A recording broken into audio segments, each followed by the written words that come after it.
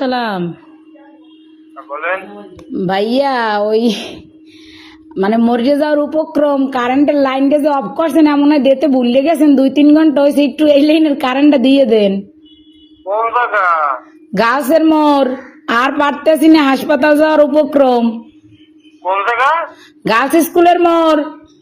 কাশি স্কুলের মোড়। হ ভাই, 2.5 ঘন্টা ধরে বই রয়েছি, আর পারতেছি না। দেন দি ভুলে মনে হয় আর শুই ছুটাইতে মন নাই আম্মে গো। হয় একটু আল্লাহর হস্তে কারেন্টটা দেন আমনে গো, আল্লাহরও কিরিয়া।